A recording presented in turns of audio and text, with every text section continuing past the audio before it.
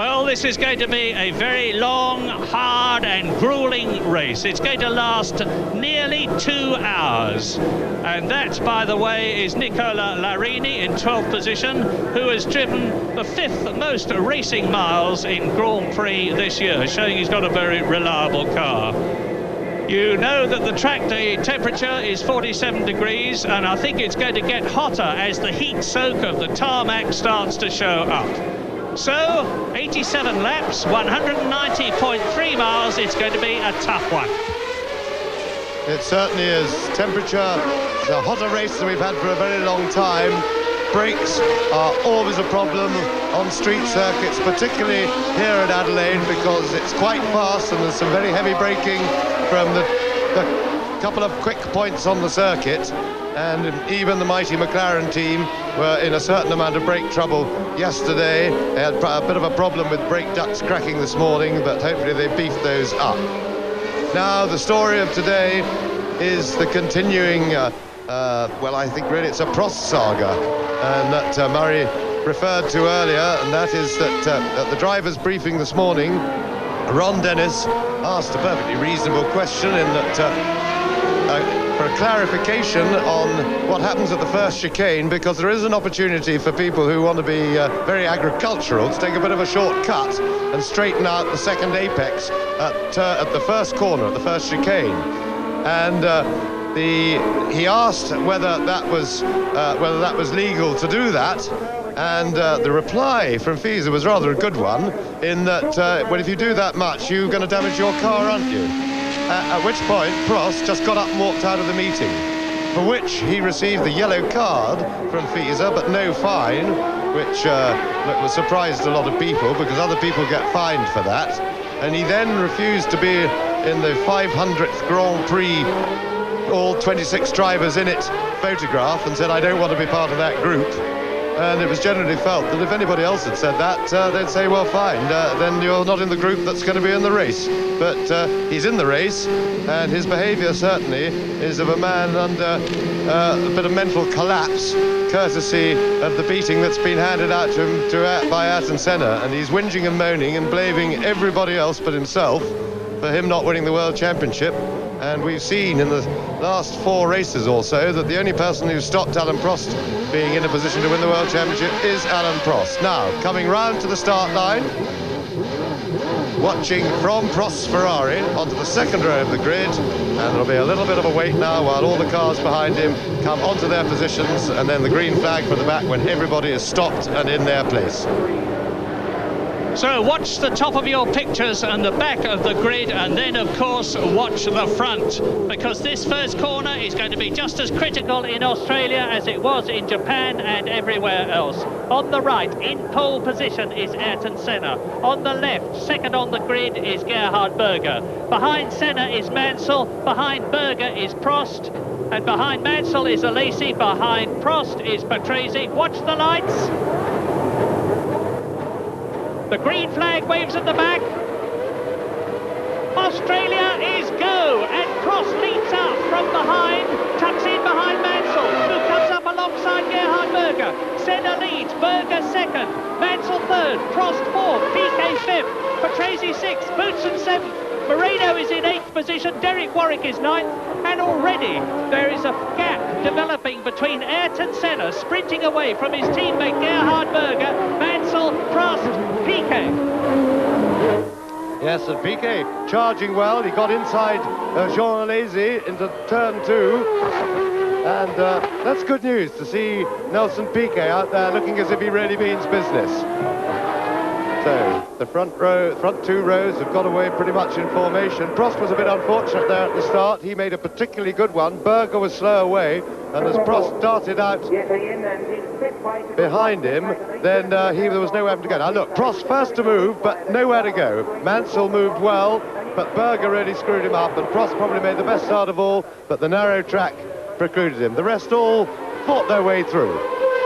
And Ayrton Senna leads as he means to stay in the front the whole race. It's going to be a very long, hard race. You can see that he's already got quite a comfortable tarmac cushion between himself and Gerhard Berger. And Senna's plan, as ever, as they come through to complete the first lap, will be to build a time and distance cushion between himself and the rest of the field so that he can control the race from the front. Already, after one lap, Senna leads by 1.7 seconds, and that's a big margin. But you can see that Nigel Mansell is starting to close in third position. There he is on Gerhard Berger, and he's going for it. Mansell gave a second. Berger got a problem there. I think it may have been a missed gear. Let's see. Yes, he now seems to be back with proper power, but it may be that Berger's got a problem. Mansell into second place, and he's got work to do now because Senna's got quite a nice handy lead. Now, Prost will be very anxious that Berger has the same problem again. It's a lot easier to pass him that way. And Berger's holding him up. Prost is tucked up underneath his rear wing. Mansell is the challenge for Senna, and we are on the second lap. Senna leads. Mansell is getting closer as he did to Berger, who is down the field. Now look, here it is. There is Berger third, Prost fourth, Piquet right behind the Ferrari in fifth position, and we're riding with Nigel Mansell now, and that is Ayrton Senna in the Ferrari, the world champion of 1990 in front of Nigel Mansell. Prost and Berger here. You see Mansell ahead. Tremendous picture this. Really good view of the back of Berger's car as Alain Prost sees it. And you watch as they go out of the corner with McLaren gets on the power first, then he streaks away, tremendous acceleration in these cars, and of course closing up again under braking. And you can see just how bumpy it is in these cars. It's not a particularly bumpy surface if we drove our road cars around it, but these cars are very hard and stiff, and they're going an awful lot quicker. They really shake you around.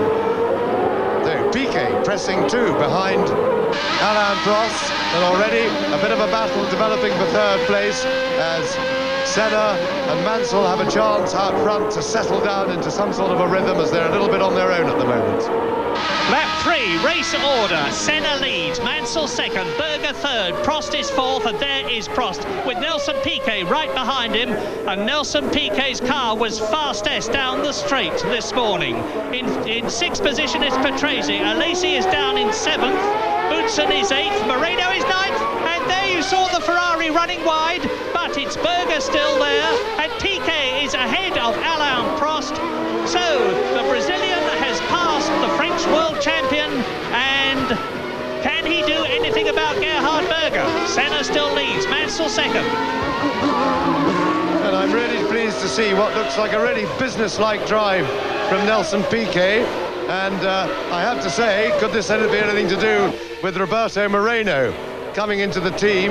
Very talented young Brazilian, and he's pushed him in qualifying. He pushed him and then supported him extremely well at Suzuka 2 weeks ago, and maybe this is the little stimulus that Piquet needs to show us what real talent he has got.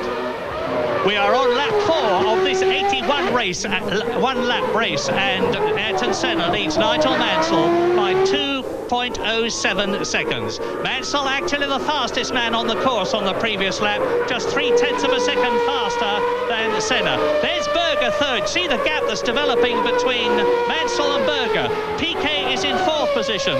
He's got a gap between himself and Alain Prost, who is in fifth position.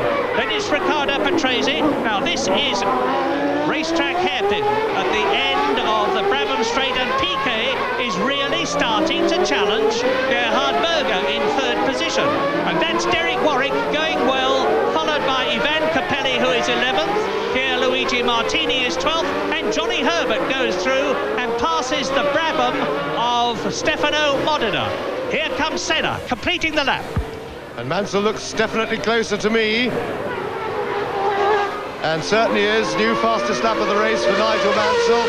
He's only chipping away at the lead, but it's now under 2 seconds, 1.8 seconds. Nigel Mansell trails Senna and is definitely catching him slowly, gently.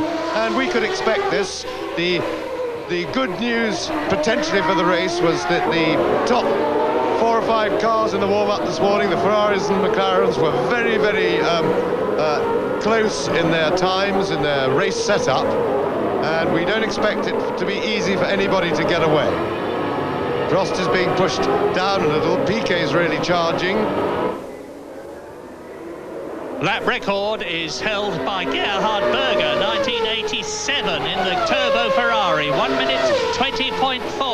Fastest lap so far, Nigel Mansell, 1 minute 22.02. But of course, they've still got virtually full petrol tanks, and Berger is being harried every inch of the way by the Japanese Grand Prix winner, Nelson Piquet, in the multicolored Benetton. You can see now, as they go round the left-hander there, the gap behind Piquet to Alain Prost in 5th position. And Prost is definitely, it seems to me, an unhappy man. Now we are on lap 6, and Senna has marginally pulled away from Nigel Mansell. The gap is back to 2 seconds again, but I am very interested in this Benetton situation. The Benetton team, with the support of Ford with their V8 engine, have honed the package all through the season. They got their award in Japan when the top 4 men fell out, and Nelson Piquet finished first, and Moreno, his teammate, finished in 2nd place. Nelson Piquet has really got his old fire back again. The world champion of 1981, 1983 and 1987. Yes, it's good to see, but one has to say it's not before time, and one must point out that Japan was very much an inherited win. They were blown off for pace by the top runners. First, we lost Prost and Senna at the first corner, but Mansell took up the cudgels and was disappearing into the distance, leading by a long way. And they inherited the win, but if that's what it's needed to get them geared up, because the car has been very good all season. And that was Roberto Moreno going through, Derek Warwick chasing.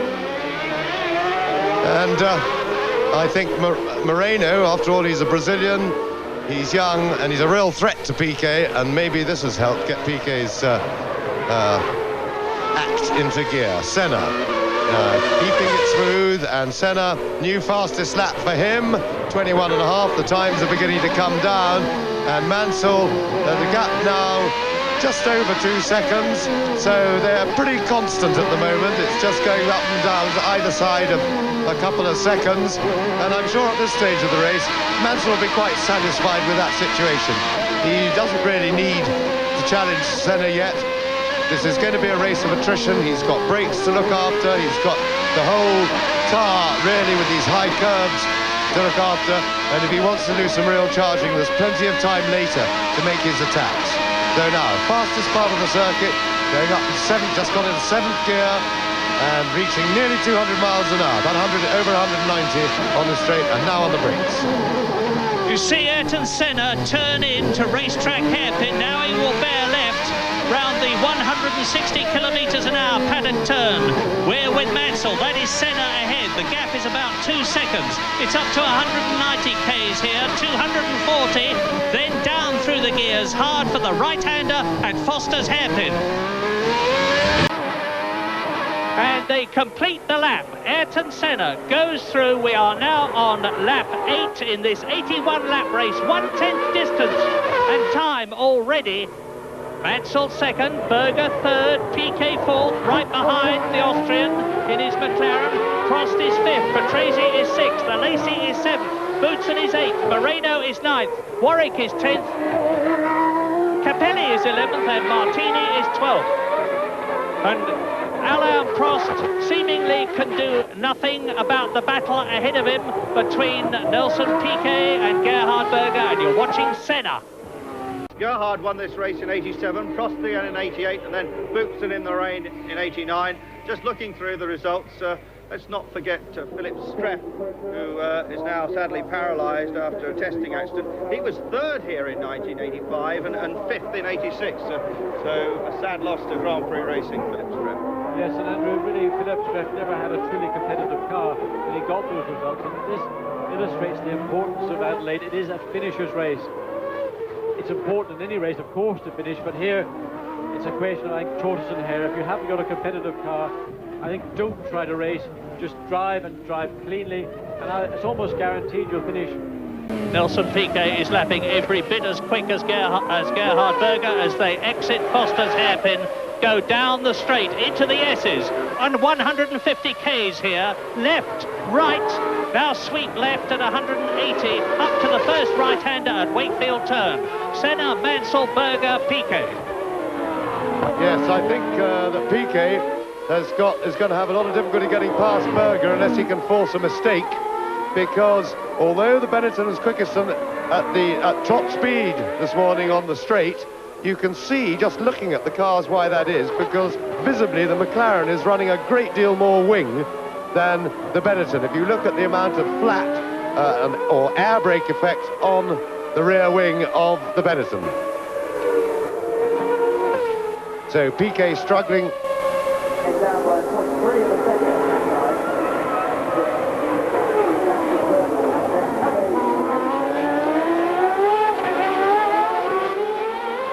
And Piquet does it. He had to muscle his way past. He wasn't as quick on the straight as Gerhard Berger, but a tremendous performance under braking, and Piquet really having a good race.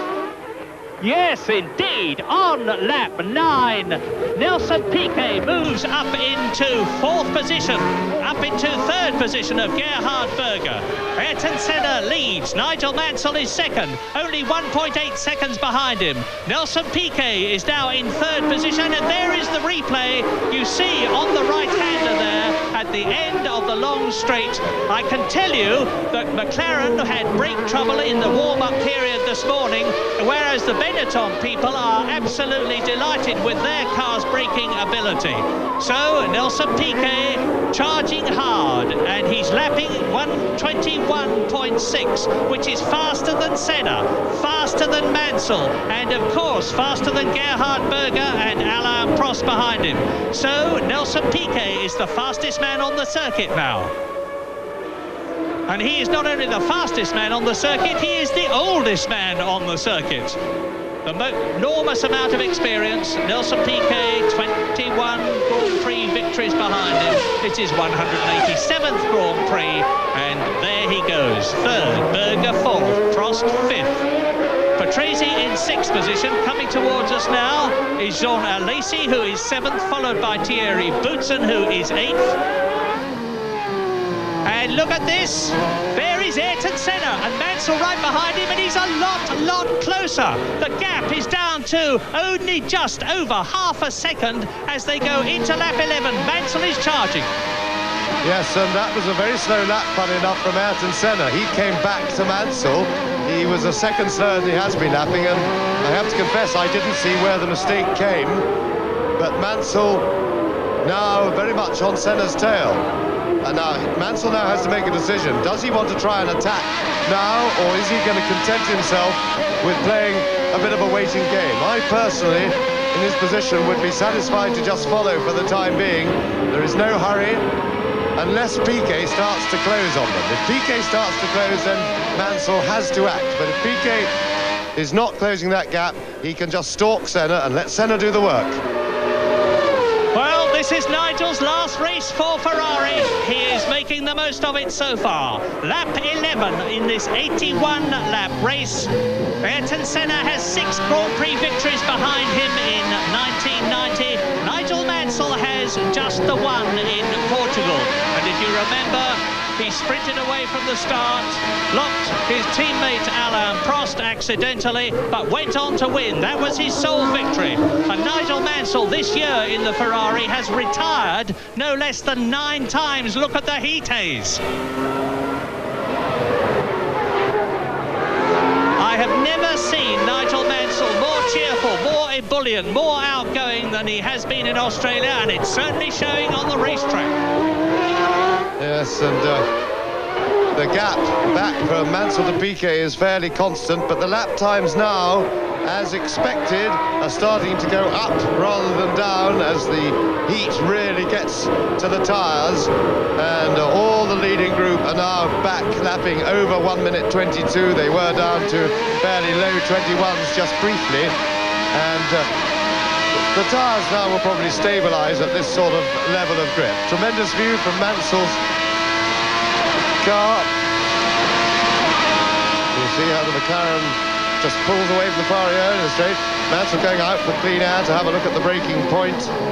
in closes, right up on the braking. Now watch the McLaren power away. And then the closing up comes under braking. Now quite slowish left-hander, then a couple of quick flicks.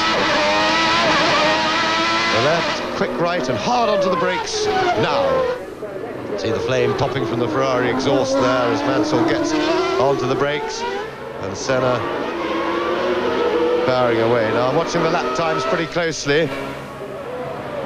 Because certainly, yes, and really they've, the tyres now seem to have levelled off in performance. And Piquet is lapping marginally quicker than the leaders. He has reduced that gap. He's now some 3.6 seconds behind Mansell. He's just edging closer slowly towards the leading pair. And behind him, Berger is dropping back, and Prost is starting to stalk Berger. And the race order on lap 13 is Ayrton Senna 1 second ahead of Nigel Mansell, second. Piquet is third. Berger, there he is fourth. Prost behind him is in fifth position. Riccardo Patrese 2 seconds behind Prost in sixth place. Jean Alesi is seventh. Boutsen is in eighth position. Ninth is Moreno. 10th is Warwick. 11th Capelli. And in 12th place, Nicola Larini. Here they come, streaming down the Jack Brabham straight towards us. Third position, Piquet. Fourth, Berger in the McLaren. Gerhard Berger's race isn't turning out any better for him than Prost's race is for the world champion so far. Because Prost is the world champion, don't forget, until after this race has been concluded. And look at the gap now between Nelson Piquet leading and Nelson Piquet in third position and Berger behind him.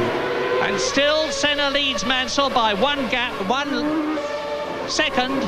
They are almost identical in lap times, 1:21.83, 1:21.81, and Nelson Piquet's just gone round in 1:21.6. Piquet is lapping faster than the two men ahead of him. He's catching slowly. Yes, he's inching towards them, and Berger is staying very well with Piquet, in fact, but behind them, Prost at last seems to be starting to wake up. He's just put up his fastest lap of the race so far, and he's now holding Berger. He's not actually mounting any apparent attack at the moment, but he is stalking him pretty closely and appears at last, as I say, to be getting his act together.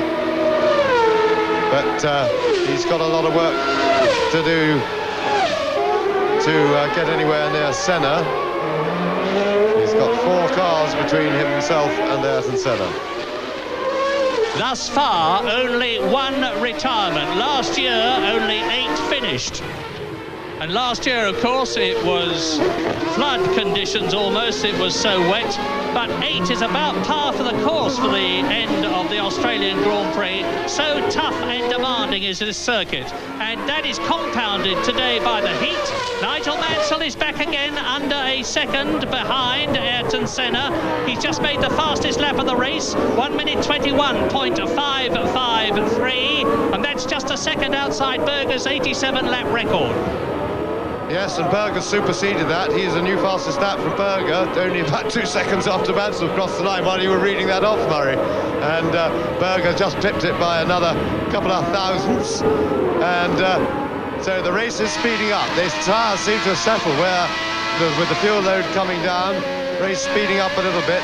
And I'm glad to say what this means is that the feared serious tyre problems in this race looks as if they're not going to happen. Everybody seems to be settled all right, and Mansell really close to Senna again. Now, Mansell will be aware that Piquet is staying with them, as a result of which I would think Mansell may now be contemplating getting stuck in to trying to pass Senna. I wonder, James, if the fact that we know McLaren have had some brake problems and Ferrari seem to be happy is starting to show up already in the race on lap 15 out of 81. I don't think so, Murray. Well, I'll look carefully for that, because basically on the brake problem that McLaren had, I think they needed a bit more ducting yesterday. Well, Senna's just now posted the fastest lap of the race so far himself, so he has responded and he's pulled a little bit away from Mansell. So the battle seems to be hotting up at the front. There's the caption. And on going back to the McLaren brake problem, I think they were running a little bit hot yesterday. Nothing serious. They upped overnight the ducting onto their front brakes. By making them bigger, of course, they got more air into it, and they weren't strong enough. They cracked brake ducts this morning. They beefed them up, and they were reasonably confident that all would be well before the race. And certainly, one has to say, and Terry Boutsen has superseded the fastest lap, and that's David Brabham. We are watching for David Brabham in making his debut in an Australian Grand Prix, just being lapped by Ayrton Senna. And he had to fight hard to qualify. David Brabham did well to qualify, but it's going to be a hard learning day for him. And now you're seeing what could be a problem for all the drivers, rather less of a problem for Ayrton Senna, but they're coming up to lap tail enders. Senna has got Gabriele Tarquini in the AGS in front of him, and Tarquini has got in front of him Olivier Griard, who is a notorious blocker. There he is, Olivier Griard, Tarquini, and there's Nigel Mansell. Now where is Senna? I saw a car flash past, but it's Senna still ahead. Senna's got ahead of the other two. Now Mansell has to. I think Senna split them. Yeah, he split them. He hasn't managed Tarquini yet.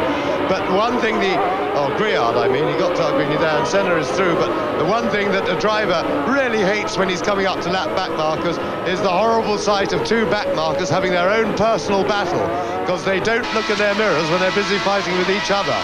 Now, they certainly should, because they've been warned that the leaders, because Senna's already shown them that the leaders are around. But let's see, and of course the straight line speed of the Ferrari, Mansell hopes will carry him past Griard. Will it? He's going to have to be brave on the brakes, and he did it. Yes, well, Mansell, it was not really a contest, and he'll be happy that he was able to make it past them on the straight. That's, of course, the easiest place to do your passing.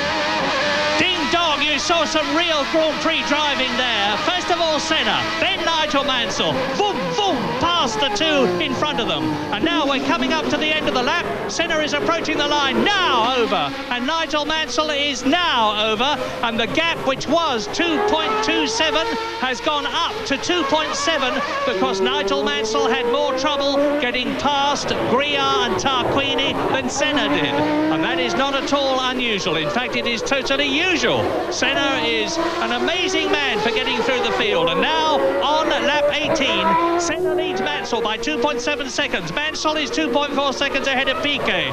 Piquet leads Berger, who is fourth, by 1.2 seconds.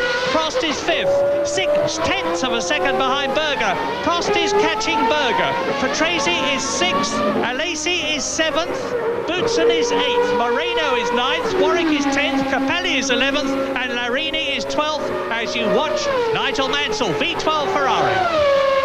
And Mansell's looking good now on a clear lap. He seems to be catching some of the ground he lost to Senna, and I wouldn't be surprised if we see a new fastest lap at the end of this one from Nigel Mansell. And Terry Boutsen currently has done the fastest lap just a couple of laps ago. He's back in 8th place. The leaders, of course, lost the last couple of laps messing around with the slower traffic. And we get a tremendous view the way the onboard cameras have been improved over the years, and now it really does look quite like through the camera eye, pretty much like it does from the car. The only thing, of course, is you're not being cement mixed at 200 miles an hour. You can just see how much it's being shaken. But believe you me, yes, and I was right. New fastest lap for Mansell. Yes, he was clearly really throwing it round that lap and closing on Senna. So, tremendous view from Mansell's car. It's a little bit elongated, of course, through the relatively wide-angle lens. Looking, you know, if one herself was in the car, it lengthens rather than shortens. Now we are 19 laps into the Australian Grand Prix, and Senna laps Morbidelli in the Minardi, the young Italian, youngest driver in the race, 22 years free, and Senna laps Morbidelli in the Minardi, the young Italian, youngest driver in the race, 22 years old. Now Mansell, and I think actually Mansell has benefited this time. We'll soon know, because they're coming up to the end of the lap, And at the end of lap 18, the gap between Senna leading and Mansell second was 1.9 seconds, thanks to Nigel Mansell's fastest lap of the race. And my goodness, it looks less than that to me now. They're coming up to cross the line, they do so, and the gap between Senna and Mansell has come down to 1.5 seconds. 0.4 of a second may not sound very much, but at racing speeds, with cars and drivers whose performances are as close as these two, it is a lot. And Piquet is still third, Berger is still fourth, Prost is still fifth, Patrese is still sixth. Then it's Alesi and Boutsen, but this is the battle, Senna versus Mansell. Yes, and what a battle we've had so far, and quite honestly it looks to me as if this battle is going to continue, because Mansell looks to be the fastest man on the circuit, but only marginally from Senna, and not fast enough by enough to make it anyway, and onto the curve with Initiate. And that was a bad mistake. He put it on the curve for no good reason, and look what happened. And it happened to Nicola Larini, who was proudly saying yesterday that he had driven more racing miles in Grand Prix of 1990 than everybody else except 4 people. The 5th most, and here it is, look, watch him leap the curve, up in the air, crunch. But he started it all as he lined up for the corner by putting his left-hand wheels on the curb at the entry to the corner, and that was where he lost control there. Very slippery, and that was an awfully bad mistake, because it's a guaranteed accident if you do that. So Mansell closer yet. Not only that, but Senna's got another couple of tail-enders in front of him.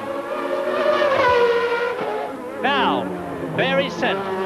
There is Mansell. The gap at the end of the lap was 1.2 seconds, and Mansell is faster still. The first lap in under 1 minute 21, 1 minute 20.777. Australia has waited a long time for this. The previous 15 Grand Prix. Now it has a Grand Prix in its own country, and what a cracker it's turning out to be. As up to Stag turn, turning right, down Jones Straight, go Senna and Mansell, with Mansell getting closer all the time into Brewery Bend. There is David Brabham losing control of the car, I would think, on the curbs, and this really, the Larini spin and David Brabham, this is, these mistakes come from these drivers. They're not experienced and they're not that fit, and they are tired already. These cars really hurt, believe you me, the drivers already have used a great deal of energy, and that's where I'm sure the Larini error and probably that David Brabham came from, trying to relax a bit and then just getting a little bit offline, and boom, the car's got away from you. They get away from you so quickly, these cars. Just see that? Again, watching David Brabham spinning, coming into the chicane. This is a replay, of course, what took place a couple of minutes ago. Not sure if David Brabham actually got going again as the two cars go past the back marker. And this Mansell, the best chance he's had. He saw that little error from Senna that I suspect might have been caused by not driver, but just the very, very fine line that you're subjected to here in Adelaide between grip and no grip. Senna momentarily lost grip. Mansell picked up the momentum. Mansell now running just under half a second behind Ayrton Senna. And that was the corner that Senna ran wide. And look at this. Well, it's within 2 car lengths. Mansell is behind Senna. But here, coming down the straight, we've got Philippe Alliot now. Mansell's got his opportunity now. And that is Philippe Alliot in front of Senna, who has got, and that's a coming together between Riccardo Patrese sliding out and masterly recovering. But Senna with Mansell right behind him. Now let's have a look. Yes, Alliot is still there in front of Ayrton Senna. Just before that, at the Patrese shot, we had a glimpse then of Prost really pressing Berger. So Mansell closer than ever, and was that contact, Murray, or did Patrese just lose it? I'm not sure whether he actually made contact, but he got away without losing a place, I think. So no harm done, and Mansell having a look. Nigel Mansell still having a look, but Senna holds the inside. Mansell a bit wide on the slippery stuff. We hope he doesn't lose time there, but he hasn't. He got traction where he was, although even though he was a bit offline. And Mansell is now really starting to look for a way past Ayrton Senna. His tactics are absolutely correct. They're in amongst the traffic, and this is the time to press, because he needs, look at, with that acceleration that you see there, with the way the McLaren goes away from him out of each corner, and stretches it until they get on the brakes, from which point he's too far behind. He needs the help of a back marker. Well, in Italy, they call Nigel Mansell Il Leone, and you can see why, the lion. Lion-hearted, and he's going for it, but let us not forget that Ayrton Senna is too resisting enormous pressure, once again demonstrating his superb tactical skill, judging his moments to get past, hopefully in such a way that he can interpose the man he has just passed between himself and Nigel Mansell, and thereby make the Englishman's job more difficult. Coming up to the end of the lap, over the line goes Ayrton Senna.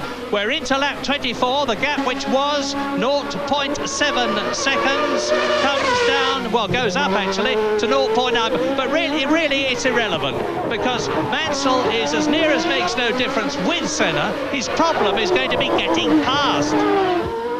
Yes, and this raging battle for the lead has pulled them some 7 seconds clear of Nelson Piquet. That gap, that 9 you see on the caption, is the gap to Ayrton Senna, and they're edging away from Piquet, but I'm pretty confident that one thing Mansell should be not bargaining to get is a mistake from Ayrton Senna. He's just won the championship, and that does two things. It reduces the pressure, ups the confidence, and makes you really enjoy your driving. Senna has already said this weekend how much he's enjoying himself, and I think he's driving better than ever. He was quite sensational in qualifying with his dominance and his confidence, and of course he's a master of qualifying. I think that the Ferrari is working better in race trim, but Mansell is not going to get off at a mistake by Senna unless Senna can get a tangle and a confusion caused by a back marker, because Senna knows with the power of his engine, and as long as he keeps it straight through the corners and then powers it, there's nothing Mansell can do. Mansell will not be able to pass him, so he doesn't have to hurry. There's no pressure on Senna except when they get amongst the traffic. Then he's under pressure. And to underline that, the gap has increased to 1.2 seconds between Senna and Mansell. But now Prost is charging hard. He's lapping in 1:22.5, but Berger was marginally quicker than him. And it's still Piquet 8 seconds behind Mansell, 3.8 seconds ahead of Berger, who is fourth. And Berger is 2 seconds ahead of Prost, or was, and that's one of the Dallaras retiring, and it looked like indeed it was Andrea De Cesaris. So now we have 3 retirements, and we're on lap 25 out of 81. They are Aguri Suzuki in the Lola LaRousse, as you watch Senna and Mansell. David Brabham sadly has gone out of his own Grand Prix on lap 19, and there was the 3rd retirement you just heard. Now, Senna, down to the end of now. They're catching another Ligier. It is that of Nicola Larini, the man that we saw go over the curb and land on all 4 wheels. He's got back on the circuit. And as Senna goes through the S's and then on his way up to the right-hander at Wakefield Turn, followed by Nigel Mansell, there he is. It's 1.1 seconds, so Mansell's charging again. 1 minute 20.7, he's faster than Senna at the moment. That's the fastest lap. 168.5 Ks, 104.7 miles an hour for Nigel Mansell, who, by doing that, moves up to Ayrton Senna, but not enough. He's got to be tucked right under the rear wing of the Brazilian's McLaren Honda before he's going to have a chance of pulling out. And even then, it would only be if Senna made a mistake, and you can see the gap yourself. You're with Mansell. Yes, now there is a back marker in front of Senna, and that's really what Mansell's got to wait for, because the problem is you must conserve energy in these cars, and it's a tremendous, it ups the physical output. Driving in less than a second behind the car in front means your car slides more, which means you've got to put much more physical work into controlling it. Your line of vision is much impaired by the big rear wing of the car in front, so your concentration and your brain work is upped dramatically, and you cannot sustain this for the length of a race. So Mansell is going to have to try and gear his attacks for when he sees a gaggle of back markers and get in close then but really he cannot do this for the whole race. He's got to be able to move backwards and forwards, and yet another new fastest lap for Nigel Mansell, and he's got the gap down under a second, and this is where he needs to be, but I see no back markers in sight at the moment. They won't be far away, and it's a problem. What the bad news for Mansell is if Senna picks them off one at a time. There's one. They'll catch that within a lap. So Mansell again has to get himself into position just in case he causes that split-second confusion that can make Senna have to hesitate, and that's what Mansell has got to pray for, because that's going to be his best chance of passing. I don't think he can rely on a mistake from Senna. Meantime, Satoru Nakajima has been into the pits with his Tyrrell Ford. Now Mansell will close up again. The gap is back to about half a second. 1 minute 20.611, the fastest lap by Nigel Mansell, and it's still Piquet third, Berger fourth, Prost fifth, Boutsen sixth, Moreno seventh, Warwick eighth, Patrese is in ninth place, Alesi is 10th, Capelli is 11th, Martini is 12th, and now here comes the Tyrrell, with Senna starting to close up on it. It's the Tyrrell driven by the man who made the fastest lap in Australia last year in the dreadful wet conditions, Nakajima. Now, Nakajima does not like street circuits. He likes big, fast, open, smooth circuits. And Adelaide, of course, is a lot slower, it's a lot twistier, it's a lot bumpier. Now, he will be seeing Senna coming up in his mirrors, and if he doesn't move over, this could be Nigel Mansell's chance.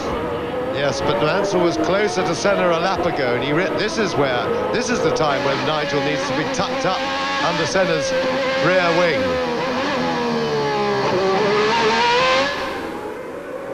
And he's not close enough to pounce on any hesitation that Nakajima might cause. Nakajima's a fairly responsible, very experienced driver, and I think he'll see Senna coming. Well, he hasn't waved him through here. There's a little bit of a twist and a turn. It's a chance for Mansell to get close, because there's no real opportunity for him to get past now till the start-finish line. But somehow Mansell just isn't getting onto Senna's tail right now as he was a lap and a half, 2 laps ago. So his tactics for the moment have been back to front a little bit. But Senna may not get Nakajima into turn 1, and he's not. Well, this is playing into Mansell's hands. Mansell, come on. You're going to get past him. Oh, and Senna's having to work, and Nakajima's not being any help at all. Now, is he going to do the same thing to Nigel Mansell, or is he going to let Il Leone through? 1.6 seconds was the gap at the end of lap 28. We're on lap 29 now. It's an 81-lap race. Let's see if the blue and white Tyrrell in any way gets in the path of the Ferrari. We're with Nigel Mansell in second position, and yes, of course, there's a race going on behind. Piquet is third, 10 seconds behind Mansell, who closes up to Nakajima to lap him. Berger is 2 seconds behind Piquet, who is third. And this is it now. Watch Mansell zap out. But I think Senna has been able to extend it. No, he hasn't. Look, down into racetrack hairpin. And this is the twisty part of the circuit. The gap was 1.6 seconds at the end of lap 28. We're coming up to the end of lap 29. It looks less than that to me. Nakajima has actually helped Nigel Mansell. Yes, we had a very good view then of how a driver takes a tow. Mansell took us closer and closer under the wing of the Tyrrell, getting right into the hole in the air made by the Tyrrell, and that helps as the effect, if you like, of sucking the Ferrari along, and he gains momentum and then ducks out as late as possible into the wall of air.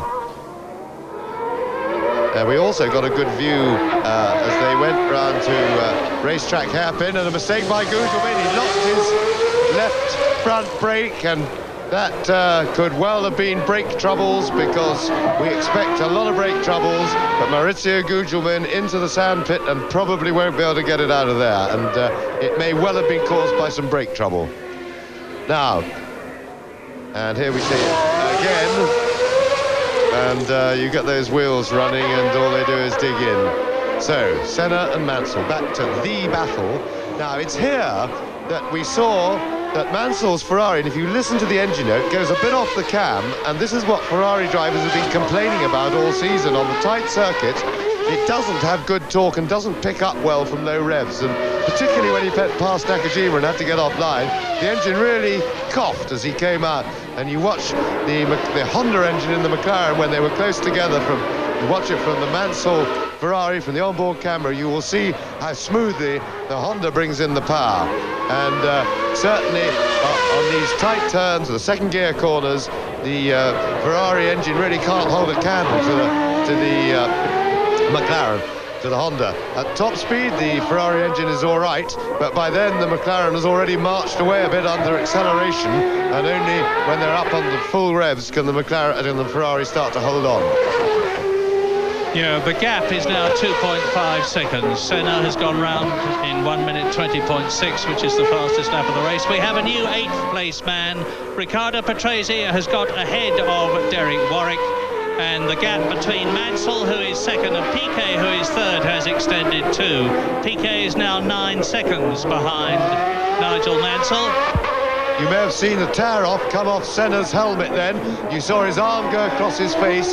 He was pulling the cellophane strips that you have on the visor, across the visor, just to pick up the oil. When it gets too dirty, you simply tear it off, and you've got a clean visor again for a while. You can have several of them on, and they just go around the track. They get blown away by the cars. They're not a problem.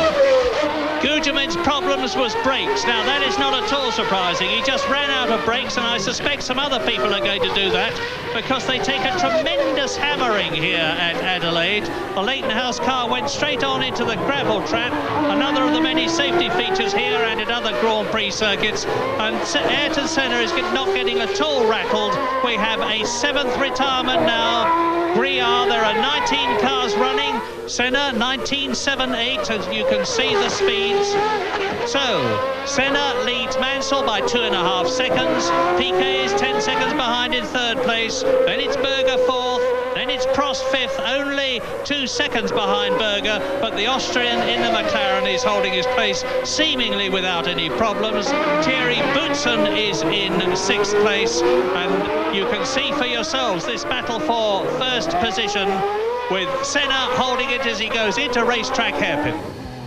Yes, and the two leaders now lapping a lot, nearly a second quicker than Piquet and Berger behind, and the gap reflecting that. Mansell now over 10 seconds clear of Nelson Piquet.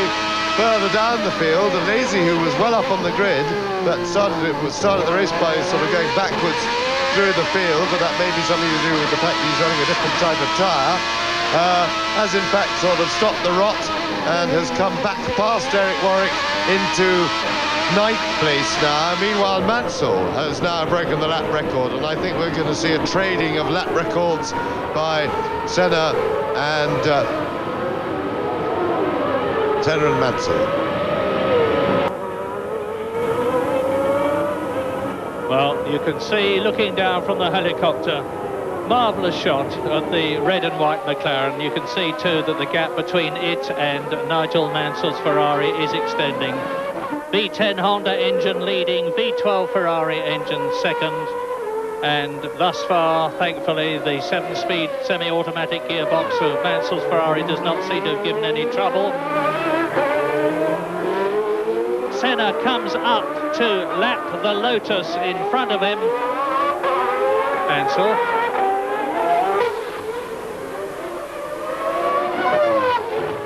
Coming down to the end of the lap now, down to Foster's hairpin at 2nd gear and about 75 miles an hour, and it's Johnny Herbert that Senna is lapping now, and Mansell has to lap next.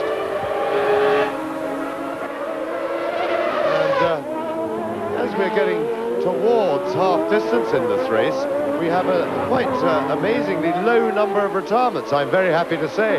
Very few cars out of the race at the moment, and the other fear before the race was that we could, with the extra heat, run into a bit of tyre trouble for some of the teams, and the way the lap times are steadily coming down with the fuel load, that means that there is no tyre trouble for any of the leading runners at the moment, and that's a good thing because it means we're getting a pure race, and because we've got such a great battle here for the lead. Mansell's back a little bit with the traffic, but I don't think this is any more than a temporary situation. These two leaders really turning it on, and they're really going away from Nelson Piquet in third place quite more dramatically now as their battle rages than they were, say, 10 laps ago. And we have a McLaren in the lead, a Ferrari second, a Benetton in third position, another McLaren in fourth place, another Ferrari fifth, and the Williams Renault in sixth position. And seeing Johnny Herbert out there about to be swallowed up by Nigel Mansell, he is, of course, playing the understudy role to Martin Donnelly, and a very good one he's played. But tremendous news. I know that Martin Donnelly is now in a fit state to watch and enjoy this race in his hospital. I had a long chat with Sid Watkins this morning, who's the professor in charge of Martin's case, as Senna threads his way through the difficult traffic. And the news on Martin Donnelly is tremendously good. Martin has, his bodily functions are all coming back. He's now properly conscious, properly aware, and the prognosis for a full recovery is extremely good. So on behalf of everybody here in Adelaide, to you, Martin, get well soon. We miss you, and we really want to see you back in a racing car. And the Lotus team are doing pretty well in your absence. Ayrton Senna's got a battle on his hands. He's coming up to Stefano Modena and Ivan Capelli, having lapped Morbidelli, which Nigel Mansell has still got to do. Now, there's a real mixture of laps coming through. Here is Capelli, followed by Modena, with the race leader, Ayrton Senna, and Nigel Mansell has yet to pass Morbidelli. There's Morbidelli in front of us. That's the Minardi, and 22-year-old Gianni Morbidelli, ex-Formula 3000 driver. He's passed by Nigel Mansell, who's now got to catch and pass Stefano Modena, and the Italian Stefano Modena is way down the field in 18th position. On the left, Senna. In the light blue car is Capelli.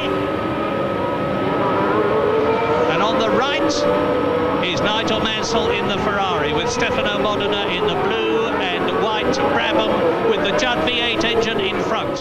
Now watch that, and here are the positions on lap 36 out of 81, and watch Mansell dart out from behind Modena's Brabham. Senna leading by 2 seconds, so Mansell is gaining. Mansell second, Piquet third, Berger fourth, Prost fifth, Boutsen sixth. And that's interesting. You saw Stefano Modena signal Mansell by, and then the Brabham, no doubt, running a lot less wing. Mansell hadn't got the straight line speed to do it, and Modena had to help him by again. So that's Stefano Modena waiting really for a competitive car next year. When I say waiting, that's not to say that he wasn't giving it every possible effort to get a really good race here, but the Brabham went well early in the morning on Friday and Saturday here, but didn't like the heat, and Stefano is very disappointed, but he's really looking forward to a Tyrrell Honda next year. And Mansell goes past Capelli, who properly looks in his mirror, gives him a little wave. He knew he was there, and that's what a proper racing driver does when being lapped, and that was good, proper disciplined driving by Capelli. And it's a pity the more junior, some of the more, well, not necessarily junior, but slower drivers near the back, some of them pretty senior, can't behave properly like that. It's not difficult to do, and it's a matter of etiquette and manners. There's nothing more to it.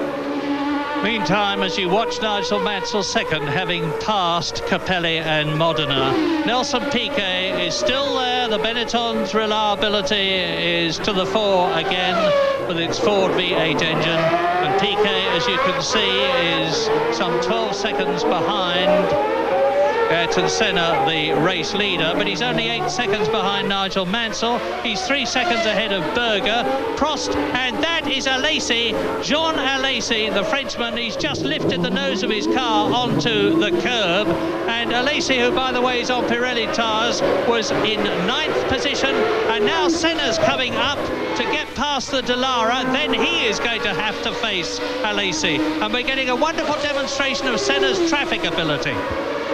Yes, Yes, and Jean Alesi, and yes, and Senna's traffic ability has taken him now nearly 3.5 seconds clear of Nigel Mansell. But if they get some clear track, I'm sure Mansell will be able to cut that gap down. But Jean Alesi's had a very unhappy race meeting with the Tyrrell. He's complained about brakes, because we've seen a lot of him in that situation that we just saw him, parked against walls and lightly brushing them and spinning off. He's had several in the practice and qualifying. He's blamed the brakes, and the Tyrrell team have blamed his brain. And there seems to be some disagreement about the cause of all these spins, but he was at it again just then. And here we are on board with Nigel Mansell, and that's how to make passing a back marker easy. Come onto the straight quicker, tuck under his rear wing, pull out and let your momentum sweep you past. But there's more traffic ahead for Mansell. Listen to the Ferrari.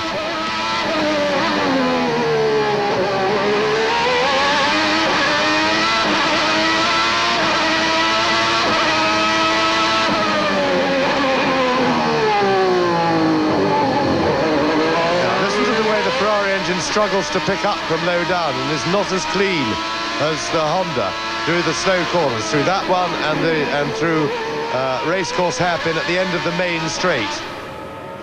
And Mansell will want to get past that Dallara, but that's his point, under braking, and he's made it through. See the flame on the overrun from the exhaust.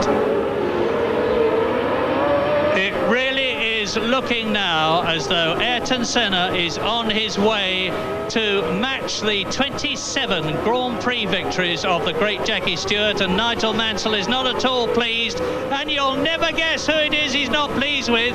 It is Olivier Grilliard. I said earlier on that he was a blocker, and sadly he is proving it again in this race. There is the blue flag waving, but Mansell's taken an awful beating in terms of time, and just as Ayrton Senna has been matching or beating records all through this season and still had to match Jackie Stewart's great record of 27 wins and hadn't yet done so, it looks as though this is the race that it will happen, because Mansell has actually now lost touch effectively with the McLaren Honda of Ayrton Senna, and we are on lap 40 in this 81 lap race. Amazingly, we're still not quite at half distance. And a new lap record for Moreno. Tremendous performance by Roberto Moreno, although he got a little bit pushed around in the early part of the race and went backwards a bit, but that certainly shows that he's got the ability and the speed to mix it with the best, but maybe as yet not. It's not so much a lack of experience, but a lack of confidence, lack of experience in the mix that he's in Grand Prix racing. He's never been up the front until 2 weeks ago in Suzuka, and it takes a little bit of time to realise that you're there and you're as good as the others, and this is the confidence thing. And for Moreno, that will come. Precisely so. I was talking to him just before the race began, and he said, I still don't know the car, Murray, and I've got a lot to learn about being with a really good Grand Prix team like Benetton. And there is the Benetton darting out from behind the tail ender, and of course it is Nelson Piquet and Emanuele Pirro. So Piquet in third position has lapped Pirro, who is in 17th position, and the leader Ayrton Senna has lapped everybody up to Roberto Moreno at half distance, and Moreno is in 8th position, and he's actually lapping third fastest at the moment, and Senna has just gone round a second faster than Nigel Mansell. The Brazilian, I think, senses his victory. His coolness and calmness in the cockpit is legendary. He has an ice-cold brain, and he thinks out the tactics and then implements them faultlessly, as he is doing now. Yes, well, this really close and charging race has now spread out a little bit at the front. It's rather symmetrical, in fact, because Senna leads Mansell by 6 seconds, Mansell leads Piquet by 6 seconds, who leads Berger by 6 seconds. So we've got this sort of around about 6-second gap between each of the first 4 cars, and then Prost is a little bit closer. He's just a couple of seconds behind Berger, but not really looking like threatening or even attacking him. I think he's a man in a state of depression, and I think Berger would have to sort of park it on the side of the road and wave him through before Prost is going to actually attack. That's a lazy, messy weekend for him, and he's certainly done nothing this weekend that will make the Tyrrell team mourn his departure. Ayrton Senna that you're looking at has yet to win an Australian Grand Prix. It's one of the few he hasn't won. He started 4 times in pole position out of 6 races, and as you see, he is very much the fastest man on the circuit, and now leads Nigel Mansell's Ferrari by 7.6 seconds. Indeed, the times between Mansell and Piquet are virtually identical, and they're both lapping a bit slower than Ayrton Senna, but it's still Senna, Mansell, Piquet third, Berger fourth. We haven't seen much of Gerhard Berger, but he's there ahead of Alain Prost in 6th position as Capelli exits the pits. Yeah, so that was a bit tight, and that won't please Martini, I don't think, who he let straight out in front of him, but the pit road is part of the racetrack, and Capelli is entitled to be racing as he exit the pits, but he'll probably having to be feeling his car for whatever they did when he was in the pits, and that will make him slower, and that will aggravate his 2 pursuers. Now, Senna really seems to be taking control of this race, that he certainly struggled to do up to half distance, with Mansell attacking him from behind, catching him quite easily every time he got held up or dropped back a bit. But now I think I get the feeling that the McLaren was not working that well on full tanks, but the combination of Senna in a McLaren with less than half a tank full of fuel is beginning to look as it did on Friday and Saturday here, and that was in a class of its own, this driver-car combination, and that says a lot for Senna, because Berger does not make the McLaren look so anything like as sensationally good compared to the others. I think Senna now is really starting to stamp his authority in this race, and it looks to me as if Mansell's beginning to run out of any idea to respond. The lightening of the fuel, though, it seems to have suited the McLaren better than the Ferrari. On the other hand, Alain Prost, who is 5th, is now catching 4th place man Gerhard Berger. There's Nigel Mansell ahead, and look at the Benetton behind Mansell. My goodness! Nelson Piquet right up with Nigel Mansell, and the gap was 7 seconds, so something very dramatic indeed has happened. All of a sudden, Nelson Piquet is there. Maybe there was a spin by Nigel Mansell. Yes, I was grabbing the microphone off Murray just to say I think he must have had a spin, and there it is. So we didn't see it, but the cameras did, and he was off the circuit when it was a straight on clearly by Mansell. He under braking, and maybe some of Mansell's dropping back. Brake trouble has been what everybody has feared here. All the teams have been struggling for the brakes to keep up with the tremendous power and acceleration and speed of these cars. Every year they go a bit quicker down the straights and power away a bit more, so the brakes have more to stop, and it becomes very marginal. So Mansell, a little exit under braking, but he still keeps 3rd place, and we see it from Mansell's car now. And now you watch him spin turn it, because it's a straight on. Now boot it, spin it round, that's it, that was a spin turn, and away he goes. There are the big back marks he left, and so he lost only about 5 seconds, because Piquet was 7 behind, and he just got away before. So that, of course, now looks to me that without trouble that has handed the race to Ayrton Senna. The one potential challenger he had on the road, Nigel Mansell, is now going to be far more busy dealing with Nelson Piquet's attentions from behind, and it looks as if the new world champion is doing just what he intended to confirm the statement, I am the best in the business, and I'm coming to Australia to relax and enjoy myself. And he's done it yesterday, he did it on Friday, and now he's doing it. But Piquet and Mansell, a battle seems to be starting. Indeed it does. No battle now between Senna and Mansell. It's 17.6 seconds, and Senna can now concentrate for for the rest of this 81 lap race. He's on lap 45, on preserving his tyres, looking after the car, not overstretching himself. He's superlatively fit and very determined, and that's very unlikely to happen. But Nigel Mansell struggling to retain that second position. He had hoped, of course, to win again here in Australia, having only won once this year in Portugal.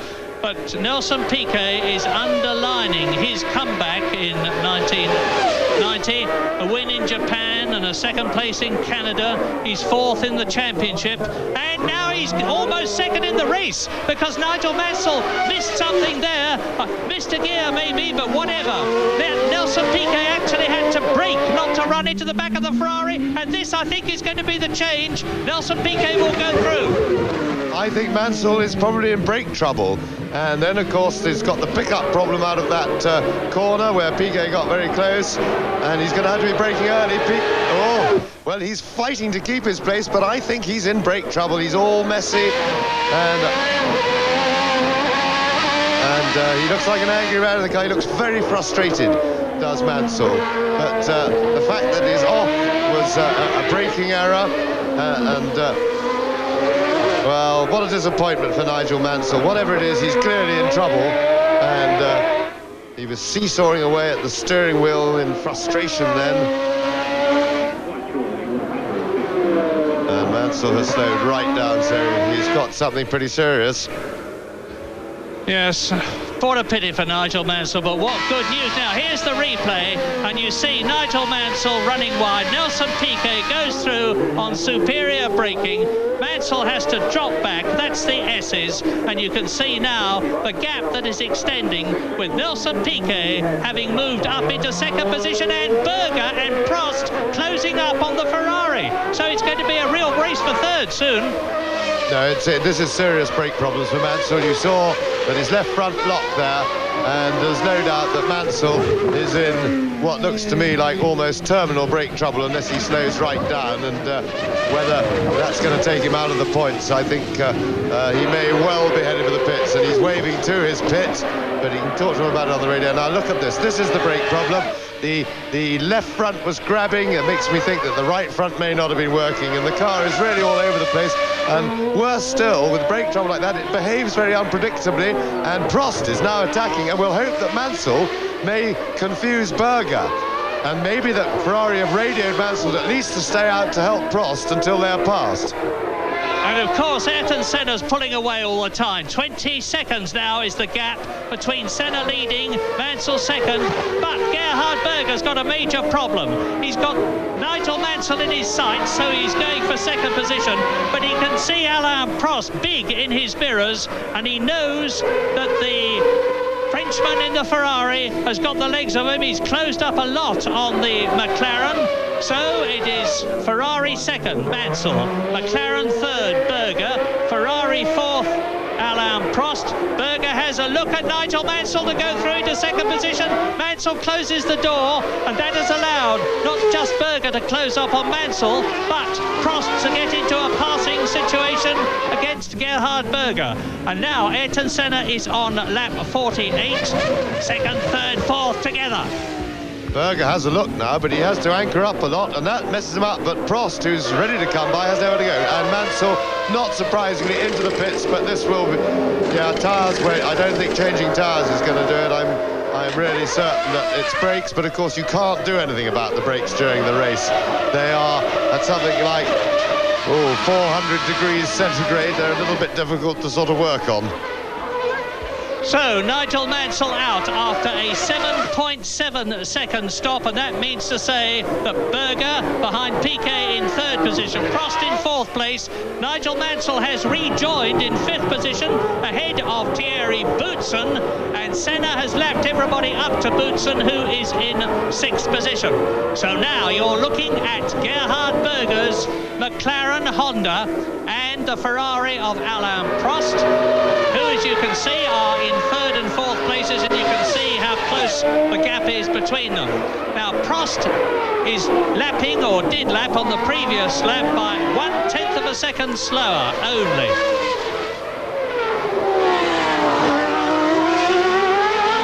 The McLaren preparation, and the Honda preparation seems as ever to have been faultless. Senna doesn't seem to have had a moment's mechanical problems.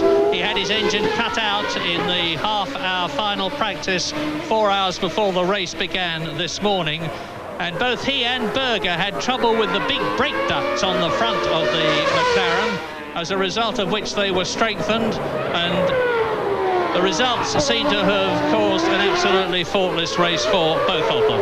McLaren's first and third then. The Benetton of Piquet in second place. Alain Prost in the Ferrari, followed by his teammate Nigel Mansell, fourth and fifth. Not a good race for Ferrari at the moment. And Derek Warwick, I'm sad to say, has stopped. Well, I must say, the Ferrari pit stop was very impressive indeed. I didn't see how long Mansell was actually stopped, but he only lost about 15 seconds on the road, and Berger is off! And a mistake from Gerhard Berger. He was lucky he had the space then, but that was the mistake that Prost has waited over half the race for. And Alain Prost now moves up into third place, and I think he'll drive away from Gerhard Berger. Berger was struggling, and Berger, quite honestly, that was a self-inflicted error. He's got the Japanese Grand Prix should be on his mind, and maybe Berger is sent. Yes, you see, put it on the curb, and that is fatal. Absolutely guarantees trying to turn into a corner from those big, high, slippery curbs on your outside wheels, the ones that are going to take the load. You really got no chance. So Alain Prost moves up into third position, and mark this, he is 10 seconds behind Nelson Piquet in second place, who is 19 seconds behind Senna. Well, I was going on about brake trouble for Mansell, but a new set of tyres seems to have done him no harm at all. He is currently the quickest car on the circuit. And he is, at the moment, 8 seconds behind Gerhard Berger, and lapping quickly, so... Piquet, there we see Senna crossing the line at the end of the 50th lap, commencing the 51st. But Alain Prost really, I think, is the man that really we're going to have to keep an eye on, because with those 10 seconds he's behind Nelson Piquet. It's entirely possible he's going to take time out of Piquet. But having said that, Ayrton Senna has yet again set a new lap record of a 1 minute 19.302. The lead he has on Piquet now up to 23 seconds. And Piquet, a very slow lap that last one, and Prost now only 7 seconds behind him, so perhaps Piquet is in tyre trouble. So still plenty to fight for in this Australian Grand Prix. Senna leads from Piquet, Prost, Berger. Senna leads Piquet now by 23 seconds, but Piquet leads Prost by 7.4 seconds. Prost is 4 seconds now ahead of Gerhard Berger, and Berger is 6 seconds ahead of Nigel Mansell, who is lapping faster than the Austrian. Thierry Boutsen is in 6th position, and in 7th place behind Thierry Boutsen is his teammate Riccardo Patrese. 8th is Moreno, 9th is Alesi, 10th is Herbert, 11th is Nakajima, and 12th is Pierluigi Martini.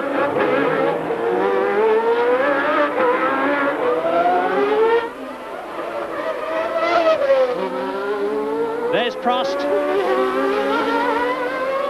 Well, are we going to see Prost catching Nelson Piquet and moving up into second position? There's still a long way to go in this race. There's another 30 laps. And Piquet is dropping back all the time. Senna is absolutely searing round this Adelaide circuit, totally in control. And his driving is smooth fluidity. It's a joy to watch. Philippe Alliot in front of Alain Prost. And it's very important to Prost that he can get cleanly past his countryman.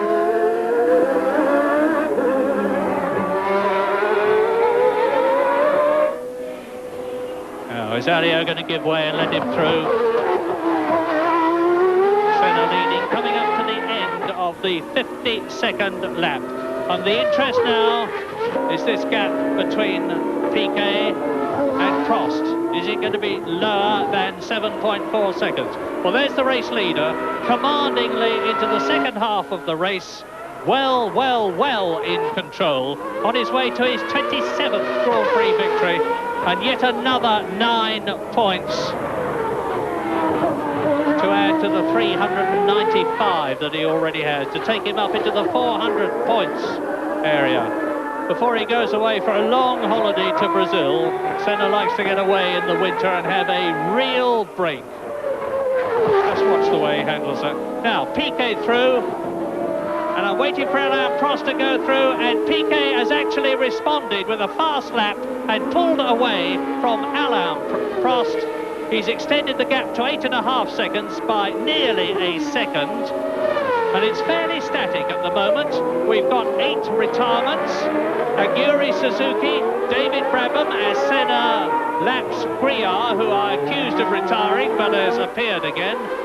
So David Brabham's the second retirement. Andrea De Cesaris is out. Eric Bernard is out. Morbidelli, Guterman, Derek Warwick and Ivan Capelli. Yes, and Mansell, although I thought he was in brake trouble, seems to have got a new lease of life with those tyres. Is the only he and Senna really are lapping in the 19s. Piquet popped one in there, which has shown that he's responded to the threat from Prost, reopened the gap a little bit. But Mansell is now only 3 seconds behind Gerhard Berger, and very much Berger within his sights. There is Roberto Moreno, who's in 8th place at the moment, and still very much learning what it's like to be in the leading group in the Grand Prix, but I'm quite sure he'll learn fast. And I do hope that Benetton will give him the drive next year, because quite apart from anything else, I can't see that there's any driver around who is available who would do a better job. Certainly I heard rumours that they were muttering about Thierry Boutsen, but they must be completely mad to think that Boutsen's going to be anything like as good as Moreno.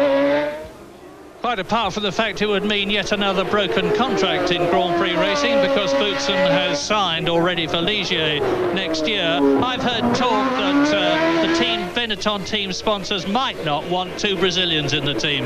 I can only say to that 2 Brazilians of the magnitude of Nelson Piquet and Roberto Moreno, a very established triple world champion and a really super driver like Roberto Moreno would do credit to any team.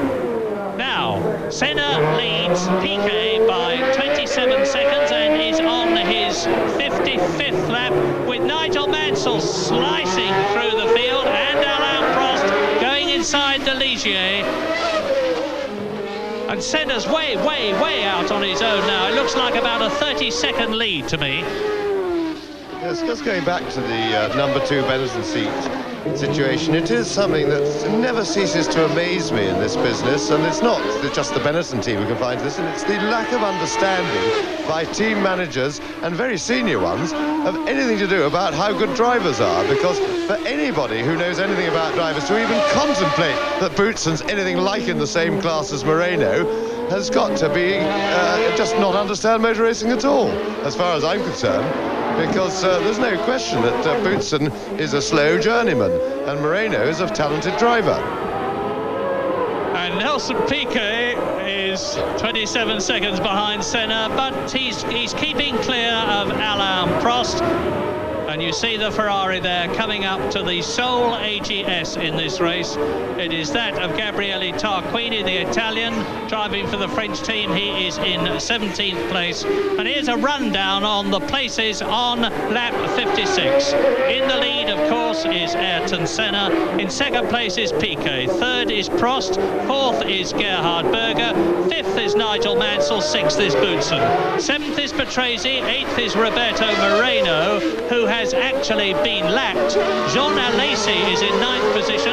Johnny Herbert is 10th. Nakajima is in 11th place. Martini is 12th. Then behind Martini in 13th place, Nicola Larini, who has been lapped twice, as has his teammate Philippe Alliot, who is 14th. 15th is Emanuele Pirro. 16th is Stefano Modena, who has been lapped 3 times, as as has Gabriele Tarquini, who you just saw Prost passing.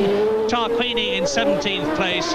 Just for the record, Grilliard is still running, 5 laps adrift in 18th place, but Capelli, who was 19th, is out, and the fastest lap thus far was on lap 50 by Ayrton Senna, 1 minute 19.302 seconds, which is a full second inside the previous lap record held by his now teammate Gerhard Berger, who was driving for Ferrari at the time.